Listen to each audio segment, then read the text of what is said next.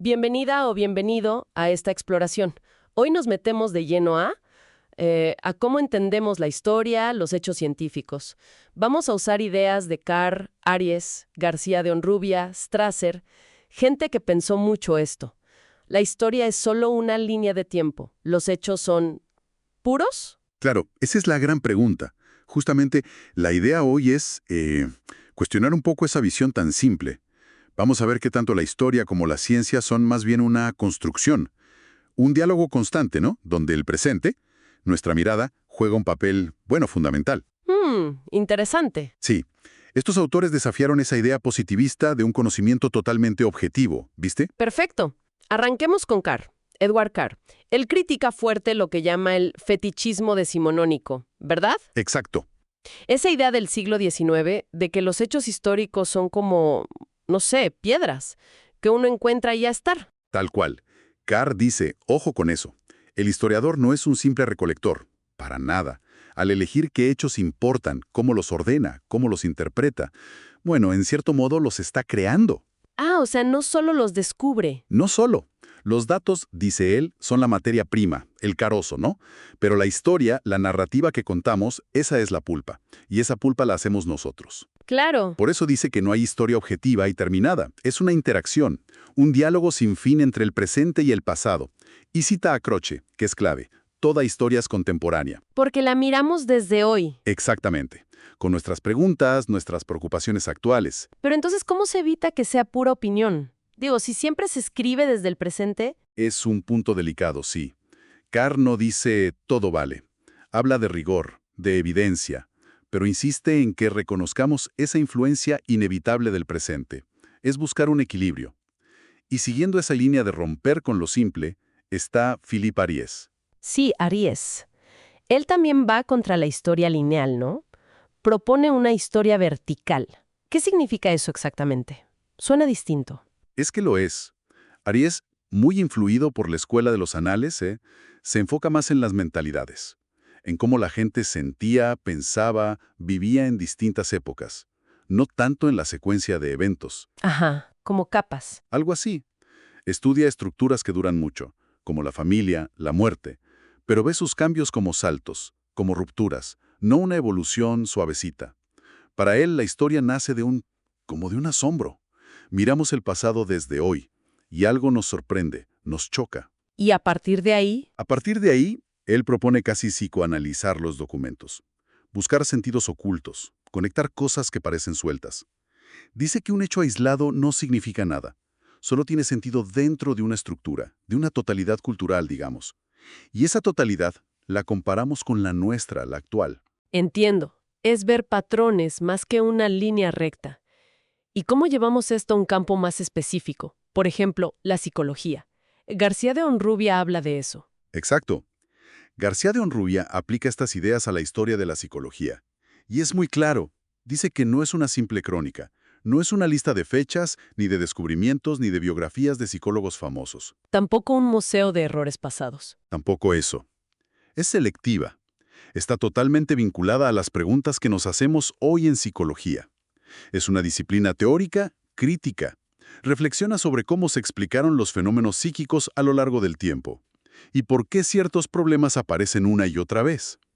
Se enfoca más en la historia de las explicaciones, digamos, que en la de los hechos psíquicos en sí. Interesante. Y eso nos conecta con Stefan Strasser y el hecho científico, ¿no? Porque él también cuestiona la objetividad pura. Esa idea de que si medimos y cuantificamos, ya está, tocamos la realidad sin filtros. Totalmente. Strasser le apunta a esa idea positivista, muy inspirada en Galileo, de que las matemáticas son el lenguaje de la naturaleza, y que medir es eliminar lo subjetivo. ¿Y qué dice Strasser? Bueno, él argumenta que las matemáticas, las mediciones, son herramientas humanas, poderosísimas, sí, pero herramientas que nosotros aplicamos a la naturaleza. No es que estén en la naturaleza esperando ser descubiertas. Introduce las categorías de método y hecho. Método y hecho. Sí, un hecho científico para ser tal tiene que cumplir ciertas condiciones. Ser discernible, invariable, único, verificable. Pero, y esto es clave, tiene que responder a un método. Un método es como un camino, un acuerdo, una convención que seguimos para llegar a una meta. Y ahí está el truco, digamos. Ahí está lo que él llama la miseria y grandeza del hecho. La miseria es que el hecho científico depende sí o sí de esa convención, de ese método que elegimos como investigadores. El ejemplo de Freud y Adler es genial para eso, ¿no? Es perfecto. Miraban los mismos pacientes, los mismos, y uno encontraba Edipo por todos lados y el otro complejo de inferioridad. ¿Por qué? Porque usaban métodos, lentes, distintos. Esa es la miseria, la dependencia del método. ¿Y la grandeza? La grandeza es que, dentro de esa convención metodológica aceptada, el hecho aspira a la verdad, a ser objetivo y verificable según ese método. No es pura subjetividad, pero tampoco es la realidad desnuda. Es una construcción humana basada en un acuerdo.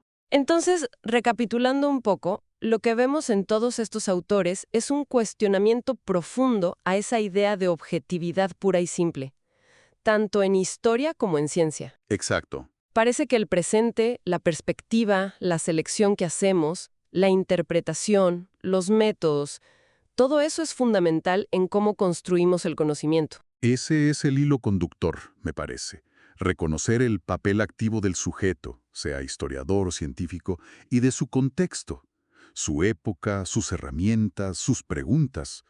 Eso configura lo que llamamos conocimiento. No se trata de negar que hay una realidad allá afuera, sino de entender que nuestra forma de agarrarla, de comprenderla, de darle sentido, siempre está mediada.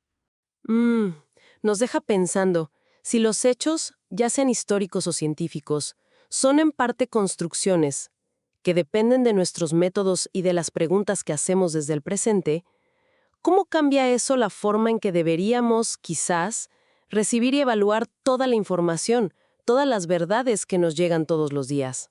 Buena pregunta para seguir rumiando. Definitivamente. Una reflexión interesante para llevarse. Bueno, ¿Alguna hasta vez nos nuestra paramos a próxima pensar si exploración. la historia es como un libro ya cerrado, terminado, o si es más bien una conversación, una que tenemos desde hoy con lo que ya pasó? Claro, Parece que nuestra mirada actual, bueno, cambia lo que consideramos importante de antes, ¿no? exacto. Hoy vamos a meternos justo en eso, en cómo miramos hacia atrás y cómo construimos el conocimiento. En general, tenemos algunas ideas de Lucia Rossi sobre esto de historiar y también vamos a contrastar a dos filósofos, bueno, gigantes, René Descartes y David Hume. Sí, la idea de este análisis es justamente entender esa dinámica, esa tensión entre presente y pasado. Y, bueno, explorar dos caminos filosóficos que parecen opuestos para llegar a saber la pura razón, como decía Descartes, o la experiencia directa, como proponía Hume. Ajá. Vamos a ver que, aunque suenen contrarios, tienen puntos de encuentro bastante interesantes. Bueno, empecemos con Lucia Rossi. Ella como que desafía esa idea común, ¿no? De la historia como una línea recta. Pasado ya fue, cronología igual a causa-efecto. Exacto. Y dice que eso tiene sus riesgos, como ver el pasado como algo, no sé, perdido, inútil o negativo frente a lo de ahora. Precisamente. Ella habla de una especie de pulseada, digamos, entre el pasado y el presente. Están las dos posturas. O el pasado nos explica sí o sí el presente, o aceptamos que desde ahora seleccionamos qué partes del pasado nos importan. Claro. Y las traemos, las construimos. Lo fundamental en Rossi es que la pregunta que nos hacemos hoy es la que cataliza esa mirada al pasado. No es que haya un pasado único esperando ahí, Ajá. sino que hay múltiples pasados posibles, según que queramos saber, qué preguntemos hoy. Qué interesante eso. Entonces, historiar no es solo contar lo que pasó, así nomás. No, para nada. Es más bien como reconstruir, dialogar, y eso siempre implica una selección, ¿no? Porque, como dice ella, el pasado solo importa, solo habla, si le hacemos una pregunta desde nuestro presente. Así es. Y la idea final que propone es potente. El pasado, dice, habita el presente en acto. No hace falta ir para atrás cronológicamente. Lo construimos desde su presencia actual en nuestros sistemas de conceptos, en cómo lo entendemos ahora. Claro, el presente es como la Exacto. puerta de entrada. Bueno, pero frente a esta idea de un pasado que construimos y reconstruimos, ¿Cómo podemos estar seguros de algo, de cualquier conocimiento? Y ahí es donde entra René Descartes, allá por el siglo XVII, buscando, bueno, una certeza total. Y vaya si buscó. Uf, sí. Se puso radical con lo que llamó la duda metódica. Dudó de lo que le enseñaron, claro. Lógico. Pero también de sus propios sentidos. El ejemplo clásico, ¿no?, del lápiz que parece quebrado en el agua. Sí, sí. Incluso dudó de si estaba despierto o si estaba soñando. Y hasta planteó la hipótesis de un genio maligno, una especie de demonio, que podría estar engañándolo en todo, absolutamente todo lo que pensaba. ¡Qué extremo! Pero justo en esa duda tan radical encontró su punto firme. Pienso, luego existo. O sea, no puedo dudar de que estoy dudando. Y si dudo, tengo que existir como algo que piensa. Claro. Una cosa pensante. La res cogitans, como la llamó él. Para Descartes, la razón es el fundamento de todo, incluso más evidente que nuestro propio cuerpo. Y ahí es donde establece su famoso dualismo. Por un lado está la mente, el espíritu, eso que piensa, la res cogitans, que es inmaterial. Y por otro está el cuerpo, la materia, el mundo físico, lo que tiene extensión, la res extensa. Ajá. Y para conocer esa res extensa, ese mundo material, bueno, propone su método de 4 reglas: evidencia, análisis, síntesis, revisión, y confía en que Dios nos puso ciertas ideas innatas, como la idea de perfección, de causa, y que ese Dios, al ser bueno, no nos engañaría sobre la existencia del mundo exterior. Es una especie de garantía divina. Claro. Y un siglo después, en el 18, llega David Hume y, bueno, da un giro de 180 grados, ¿no? Totalmente. Para él, la clave no está en la razón pura, sino en la experiencia, en lo que sentimos.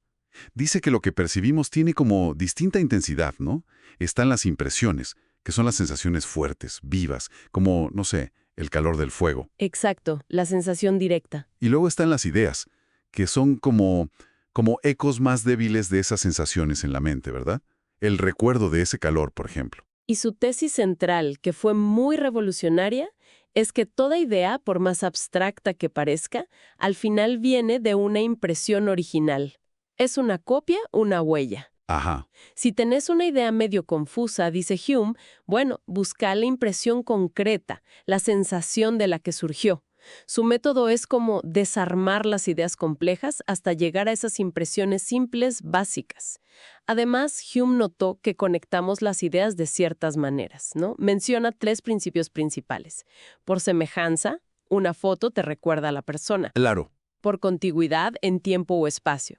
Pensar en una habitación te lleva a pensar en los muebles que hay. Ajá. Y por causa y efecto, ves humo y piensas en fuego, automáticamente. Entonces, el contraste parece clarísimo. Descartes arranca desde ideas innatas puestas por Dios, la razón pura. Hume dice, no. Todo viene de la experiencia, de lo que captamos por los sentidos. Pero, y acá viene lo interesante, y los textos que vimos lo señalan. A pesar de que arrancan de puntos tan opuestos, razón versus sentidos, resulta que usan herramientas mentales muy parecidas. Fíjate que ambos miran hacia adentro, hacen introspección. Es cierto. Aunque busquen cosas distintas, ¿no? Descartes la verdad última, Hume la intensidad de la percepción. Sí, y ambos usan el análisis. Descomponen las ideas, sean del tipo que sean, en partes más simples, como buscando átomos de pensamiento o de sensación. Exacto. Y es fascinante, porque además ambos creen, de alguna forma, que nuestro conocimiento puede ser un reflejo de cómo son las cosas realmente allá afuera, aunque discutan muchísimo sobre cómo se forma ese reflejo. Es lo que se llama realismo gnosiológico. Claro. Y los dos mantienen esa división fuerte entre mente y cuerpo. Parece que la propia manera que tenemos de intentar conocer nos lleva por caminos parecidos o nos ponen límites similares. Bueno, entonces, hagamos un repaso rápido. Vimos con Rossi esta idea de que la historia quizás la estamos escribiendo más desde nuestro hoy de lo que solemos pensar. Ajá. Luego contrastamos a Descartes, con su confianza en la razón pura, y a Hume, que apostaba todo a la experiencia sensible. Y descubrimos que a pesar de sus enormes diferencias en el punto de partida, sus métodos tenían, bueno, bases comunes inesperadas. Y todo esto nos deja con una pregunta picando, ¿no?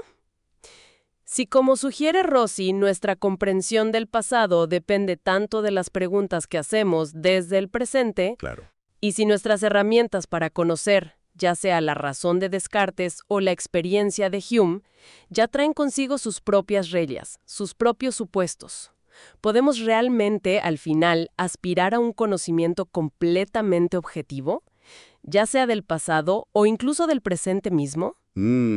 ¿O será que siempre estamos mirando, interpretando, a través de un lente que inevitablemente, en parte, Hoy vamos a hemos meternos de construido lleno en las nosotros raíces mismos? De la psicología experimental y el conductismo. Queremos entender cómo llegamos a ver la mente y la conducta como lo hacemos hoy. Para esto, nos basamos en unos textos de historia de la psicología, específicamente las unidades 3 y 5 de un resumen, el resumen Historia Peter Copy 3.pdf. Nuestro plan es simple. Vamos a explorar las ideas clave de figuras como Wundt, Pavlov, Watson y Skinner. Veremos sus métodos, qué estudiaban y, bueno, qué nos dejaron. Empecemos este recorrido. A ver, arranquemos con el principio, con Wilhelm Wundt.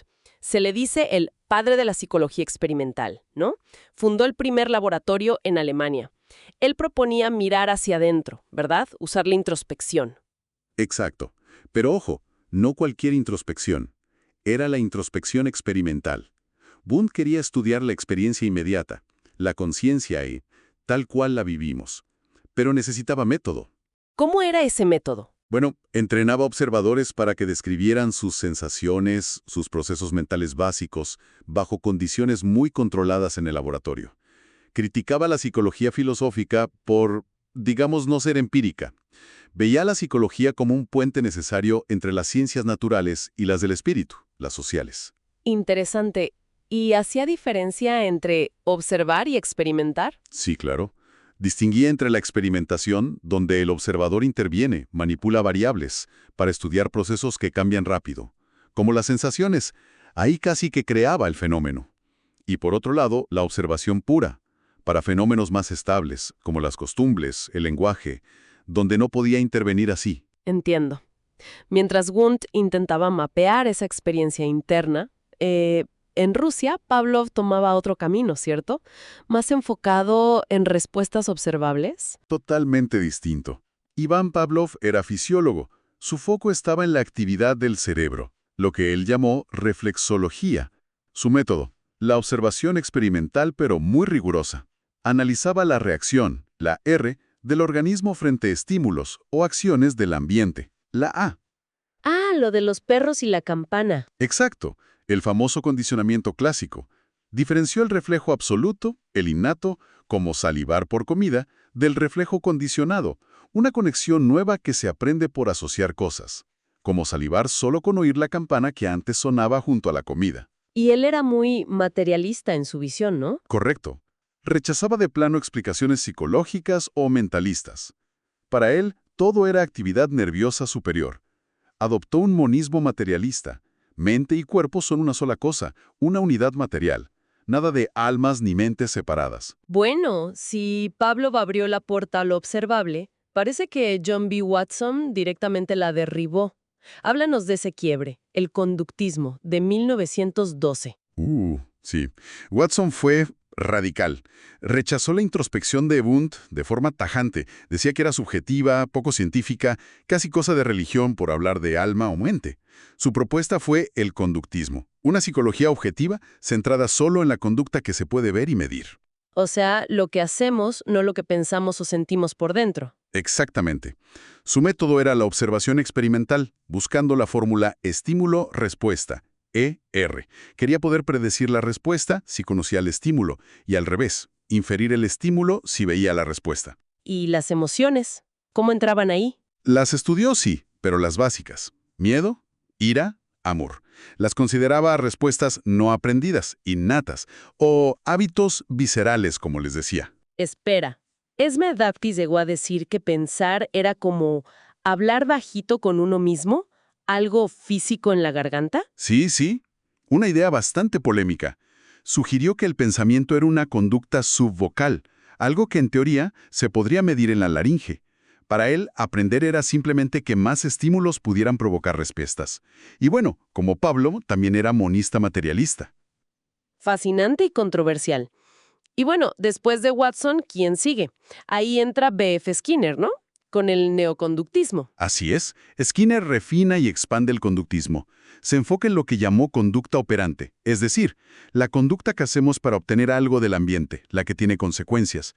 Criticó mucho buscar explicaciones en el sistema nervioso o en una supuesta mente. Entonces, para él, lo importante era lo que pasaba después de la conducta. Justamente, ahí está la clave. Se apoyó mucho en la ley del efecto de Thorndike. Si una conducta tiene consecuencias satisfactorias, pues tiende a repetirse. El ejemplo típico es su caja de Skinner. La de la rata que aprende a presionar una palanca. Esa misma. La rata explora, toca la palanca por casualidad, recibe comida, una consecuencia positiva, y entonces aprende a presionar la palanca a propósito. Su concepto central es el reforzamiento. Reforzamiento. Sí, el ambiente selecciona la conducta a través de reforzadores. Pueden ser positivos, como dar algo agradable, comida, o negativos, como quitar algo desagradable, un ruido molesto o un shock eléctrico. Ambos aumentan la probabilidad de que la conducta se repita. Incluso aplicó esto al lenguaje, viéndolo como conducta verbal moldeada por la comunidad. Y fíjate, su conductismo radical incluía la autoobservación, pero no como la introspección de Wundt. Era observar la propia conducta, incluso la privada, como pensar o sentir, pero viéndolas como, como comportamientos sujetos a las mismas leyes de aprendizaje por consecuencias. Qué viaje, ¿no? Empezamos con Wundt mirando hacia adentro, a la conciencia, pasamos por los reflejos casi automáticos de Pavlov, la fórmula ER de Watson, y terminamos con Skinner y cómo el ambiente, las consecuencias, nos moldean desde afuera. Un cambio de foco impresionante. Sí, un giro de lo interno a lo externo y observable. Y bueno, después de ver toda esta evolución, desde la experiencia subjetiva hasta la conducta y el ambiente, queda una pregunta interesante, ¿no? ¿De qué forma estas distintas miradas, a veces tan opuestas, nos podrían ayudar hoy a entender mejor cómo aprendemos, cómo tomamos decisiones? Hoy vamos ¿O a por qué nos hacer una comportamos como lo hacemos? exploración profunda de algunas ideas clave, ¿no? De la psicología y la filosofía del siglo XX. Tenemos textos sobre Wolfgang Köchel y la Gestalt, Sigmund Freud y el psicoanálisis, también Maurice Merleau-Ponty con la fenomenología, y una mirada aún a través de García de Honrubia. La meta es sacar lo esencial de estas fuentes para entender un poco mejor cómo percibimos, aprendemos y vivimos el mundo. Así que vamos a meternos en esto. Exacto. Vamos a ver cómo estos pensadores abordaron la mente, la percepción, la conciencia. Cada uno desde ángulos súper distintos, pero todos muy, muy influyentes. Buenísimo. Empecemos entonces con Köchel y la Gestalt. La idea principal es que critican eso de ver las cosas como si fueran solo partes sumadas, ¿verdad? Correcto. Su lema famoso, el todo es más que la suma de las partes, lo dice todo, ¿no? La percepción, para ellos, capta totalidades organizadas, las gestalten, como una melodía, por ejemplo. No oímos solo notas sueltas. Claro, hoy es la canción entera. Exacto. Ves la estructura, la relación figura-fondo. Es una visión que va en contra de descomponer todo analíticamente, de forma atomista. Y esto, claro, choca de frente con el conductismo en el aprendizaje. Kohler introduce el aprendizaje por insight. Sería como un clic mental, una iluminación repentina. Sí, es una buena forma de verlo. El insight es justo eso, una reorganización súbita del campo perceptivo que de repente te da la solución.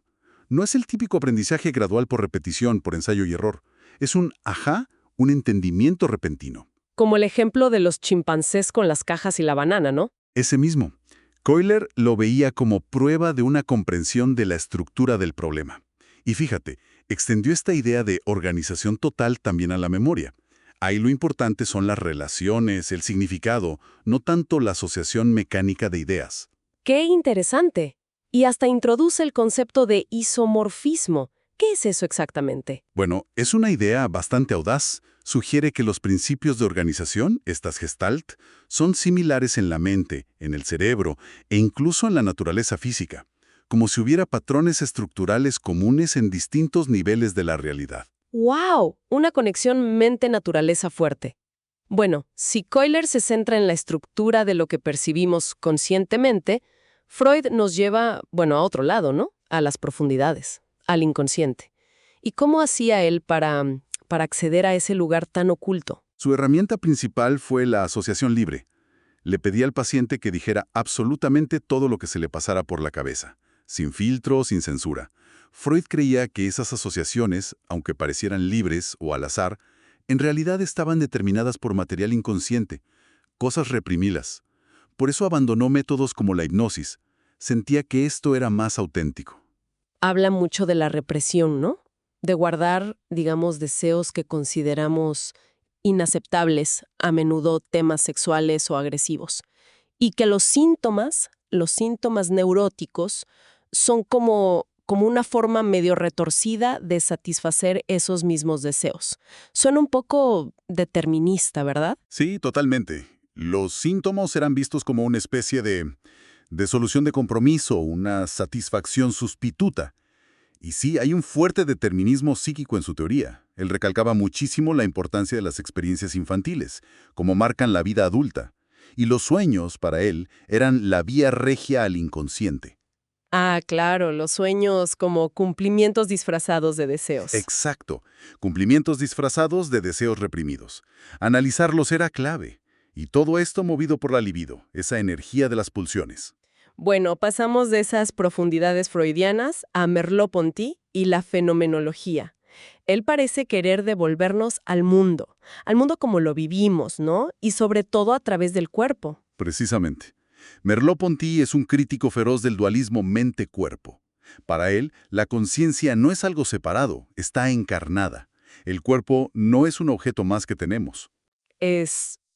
¿Cómo decirlo? Es nuestro punto de vista sobre el mundo, nuestro modo de estar en él. Su ejemplo del gesto es genial. El puño cerrado no representa la rabia, es la rabia manifestándose corporalmente. Y acá se pone súper interesante, porque aplica esto mismo al lenguaje. Dice que la palabra no es como vestir un pensamiento que ya estaba listo, sino que el pensamiento se realiza, se completa en la palabra misma. La palabra es un gesto y su significación, un mundo. Eso es potente. Cambia totalmente la perspectiva, ¿no? Nombrar a algo no es solo ponerle una etiqueta. Es, en cierto modo, hacerlo existir en nuestra experiencia compartida. El lenguaje es una forma de habitar el mundo, no solo de describirlo desde afuera. Su método, la descripción fenomenológica, busca justamente eso. Describir el mundo tal cual se nos presenta, antes de cualquier teoría o análisis. Un mundo vivido. Exacto. Un mundo que es simbólico, ambiguo, inagotable. Un mundo al que estamos, como él decía de forma muy linda, condenados al sentido. Siempre estamos interpretando, buscando significado. Uf, mucho para pensar ahí. Y para cerrar, echemos un vistazo rápido a Wundt, considerado el fundador de la psicología experimental, pero a través de lo que señala García de Honrubia. Habla de una tensión interna en su trabajo. ¿Sí? Una tensión muy interesante. Por un lado, Wundt tenía una meta ambiciosa: entender la mente como un proceso dinámico, activo, voluntario, lo que se llamaría una psicología del acto. Pero por otro lado, su método, la introspección experimental controlada que él mismo desarrolló para darle rigor científico, ¿Qué pasaba con el método? bueno, ese método tendía a congelar la experiencia, a descomponerla en elementos estáticos, en contenidos de conciencia, como sacar una foto de un río en vez de entender la corriente. Ah, entiendo. O sea que su propia herramienta metodológica, buscando objetividad, limitaba su visión más amplia y dinámica de la mente. Exactamente. El método, en cierto modo, no estaba a la altura de su visión teórica más profunda, una tensión clásica en los inicios de la psicología como ciencia. Entonces, haciendo un repaso rápido, tenemos la Gestalt enfocada en la percepción organizada, el todo. Freud explorando las profundidades inconscientes y los motores ocultos. Merleau-Ponty devolviéndonos a la experiencia vivida desde el cuerpo. Y Wundt mostrándonos los desafíos de cómo estudiar la mente. Sí, y lo fascinante es ver cómo cada perspectiva nos abre una ventana diferente a nuestra propia complejidad, ¿no? La Gestalt nos recuerda la importancia de la estructura. Freud, los impulsos que no siempre vemos. Merleau-Ponty, que somos seres corporales ante todo. Y Wundt nos deja la advertencia sobre cómo nuestras herramientas de estudio pueden moldear lo que encontramos. Queda mucho por reflexionar. Quizás una pregunta interesante para seguir pensando es, ¿qué pasa si intentamos sostener estas miradas juntas? Podemos pensar en la estructura y en los motores ocultos y en la vivencia corporal, todo a la vez, sin reducir una cosa a la otra. ¿Nos acerca eso a una comprensión más compleja, aunque seguro más compleja, de lo que significa ser Hoy humano? nos sumergimos en unos materiales muy interesantes sobre cómo entendemos la mente. Sí, vamos a ver distintas miradas. Exacto. Desde la psicología cognitiva, neurociencia, hasta el psicoanálisis. Y su historia, bueno, muy particular en Argentina. Ujú. Tenemos textos sobre George Miller, Kandel, Bertalanffy, Lacan, y cómo llegó y se desarrolló el psicoanálisis allá. La idea es extraer lo clave, ¿no? Sobre la mente, el conocimiento. Y cómo una corriente de pensamiento, como el psicoanálisis, echó raíces en un lugar específico. Bueno, ¿listos para analizar esto? Por supuesto. Va a ser un recorrido fascinante. Veremos la mente como procesadora de información, como fenómeno biológico. También como sistema de relaciones. Exacto, y como efecto del lenguaje. Y luego, bueno, cómo todo esto aterrizó, digamos, en Argentina. Empecemos con George Miller, pionero de la psicología cognitiva, ¿verdad? Así es. Él propuso que la mente funciona de forma similar a una computadora, procesando información. Y es muy famoso por eso del número mágico 7 más o menos 2. ¿Qué significa eso en realidad? Bueno, básicamente que nuestra memoria a corto plazo es limitada. Ajá, Solo podemos manejar unas 7 cosas, 7 unidades de información a la vez. entiendo. Y eso nos obliga, según Miller, a agrupar la información. Lo llamó chunking. Es como organizar en paquetes para poder manejar la complejidad. O sea, la clave es cómo organizamos. Exacto. Para él, la razón está muy ligada al lenguaje, a cómo armamos esos paquetes. Fue un giro importante frente al conductismo, que dejaba de lado los procesos internos. Qué interesante cómo una limitación nos hace más eficientes en cierto modo. Totalmente. Bueno, ahora demos un giro hacia la biología. Tenemos a Eric Kandel, premio Nobel. Ujú. Él estudió un caracol marino, la aplicia. Suena... Específico. ¿Cómo conecta eso con la mente humana? Claro, suena lejano, ¿no? Pero Kandel representa la neurociencia, la idea de que toda actividad mental tiene una base biológica, en el cerebro. Entiendo. Estudió la aplicia porque tiene neuronas muy grandes, un sistema nervioso simple, ideal para entender mecanismos básicos del aprendizaje, de la memoria.